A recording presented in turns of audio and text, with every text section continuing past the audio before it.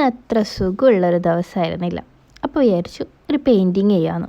വേറെ എന്തെങ്കിലും ഉണ്ടാക്കാൻ നിന്നാൽ കുളമാവും. ഇതാവുമ്പോൾ ഈസിയാണ്. പിക്ചർ അങ്ങ് ട്രേസ് ചെയ്യുക, കളർ കൊടുക്കുക. കളർ കൊടുത്തിട്ട് അത് ഭംഗിയായിട്ടുണ്ടെങ്കിൽ നമ്മളെ മൂഡ് അങ്ങോട്ടൊന്ന് ഓക്കെ ആവും. അപ്പോൾ നമുക്ക് ഈ ചിത്രത്തിനെ ഒന്ന് ഭംഗിയാക്കിയാലോ? ഭംഗിയാക്കണം എന്നൊക്കെയാണ് ആഗ്രഹം, ആവുമായിരിക്കും.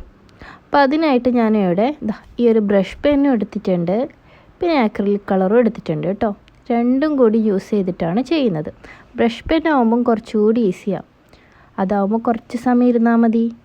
ഈ പെയിൻ്റൊക്കെ കൊടുക്കാൻ ഇഷ്ടപ്പെടുന്നവരാണെങ്കിലേ ഈ ഒരു ബ്രഷ് പെൻ ഒന്ന് മേടിച്ച് വെച്ചോ കേട്ടോ. നല്ല യൂസ്ഫുള്ളാണ്.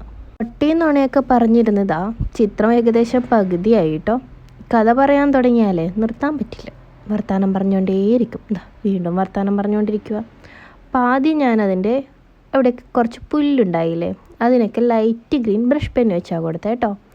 അത് കഴിഞ്ഞിട്ട് സ്റ്റെമ്മിനൊക്കെ ആക്രിലിക് കളർ വെച്ചിട്ട്, അതായത് ഡാർക്ക് ഗ്രീൻ വെച്ചിട്ട് സ്റ്റെമ്മിന് ബ്രഷ് വെച്ചിട്ട് പെയിൻറ്റ് കൊടുത്തു.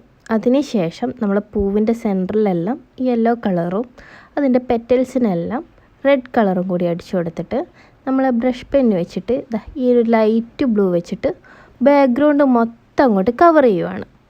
അപ്പോൾ ഇത് ആദ്യം കൊടുത്തപ്പോൾ ഞാൻ വിചാരിച്ചു മൊത്തത്തിൽ അങ്ങ് കൊളായി, ഇത് യൂട്യൂബിൽ ഇടാൻ പറ്റില്ലെന്നാണ് വിചാരിച്ചത്. കാരണം അത് കുറച്ച് സ്പ്രെഡ് ആവുന്നുണ്ടായി, പിന്നെ കളർ അങ്ങോട്ട് ഓക്കെ ആയിട്ട് വരുന്നുണ്ടായില്ല. പക്ഷെ എന്നാലും രണ്ടും കൽപ്പിച്ചങ്ങ് കൊടുത്തു. ഏതായാലും തുടങ്ങിയതല്ലേ, നമുക്ക് നോക്കാമെന്ന് വിചാരിച്ചു. അതിനുശേഷം വൈറ്റ് കളർ വെച്ചിട്ട് ഇതുപോലെ ഒന്ന് ആകാശം സെറ്റ് ചെയ്യാൻ നോക്കിയതാണ്. ഇതിന് മുന്നേയും കുറേ തവണ ഞാൻ ആകാശം സെറ്റ് ചെയ്യാൻ നോക്കിയിട്ടുണ്ട് കേട്ടോ. പക്ഷെ അങ്ങോട്ടങ്ങ് ഓക്കെ ആയിട്ട് വരുമായിരിക്കും. നമ്മൾ ശ്രമിച്ചുകൊണ്ടിരിക്കുമ്പോൾ സെറ്റാവും എന്നല്ലേ പറയാറ്. അത് കഴിഞ്ഞ് ഞാൻ പൂവിനൊക്കെ ഒന്ന് ഔട്ട്ലൈൻ കൊടുക്കുന്നുണ്ട്. അതിനാദ്യത ഈ ഗ്ലാസ് ജെൽ പെന്ന് വെച്ചിട്ടാണ് കൊടുക്കാൻ നോക്കിയത്. പക്ഷെ അത് അത്ര അങ്ങോട്ട് കട്ടിയില്ലാത്തതുകൊണ്ട് പെന്ന് മാറ്റി ബ്രഷ് പെന്ന് വെച്ച് നോക്കി. അപ്പോൾ അത് ചെറുതായിട്ട് പരക്കുന്ന പോലെ തോന്നിയിട്ട് പിന്നെ നമ്മൾ ആ വാട്ടർ കളറിൻ്റെ ഒരു സ്കെച്ച് പെൻ ഉണ്ടായില്ലേ, അത് വെച്ചു. അതൊക്കെ ആയിരുന്നു കേട്ടോ. അപ്പോൾ ഇത് സെറ്റായപ്പോൾ പിന്നെ ഇത് വെച്ചിട്ട് തന്നെ ഫുള്ളായിട്ട് എല്ലാ പൂവിനും ഔട്ട്ലൈനും കൊടുത്തു. അതുപോലെ ആ പുല്ലിനും കൂടി ഒന്ന് ഔട്ട്ലൈൻ കൊടുത്താൽ നമ്മുടെ ഡ്രോയിങ് അല്ല കേട്ടോ, നമ്മുടെ പെയിൻറ്റിങ് ഇവിടെ കംപ്ലീറ്റ് ആവും. അതിനിടയിൽ ഞാനിതാ ഇതുപോലെ കുഞ്ഞു പുല്ല് എക്സ്ട്രാ വരച്ചു കൊടുക്കുന്നുണ്ട്. അത് പിന്നെ അങ്ങനെയാണല്ലോ, എന്തെങ്കിലും പണി തുടങ്ങിയാൽ ആരുടെയെങ്കിലും കോപ്പി അടിച്ചിട്ടാണെങ്കിലും ചെയ്യുവാണെങ്കിൽ നമ്മുടേതായ എന്തെങ്കിലും കലാവിരുത് ഉണ്ടാവും.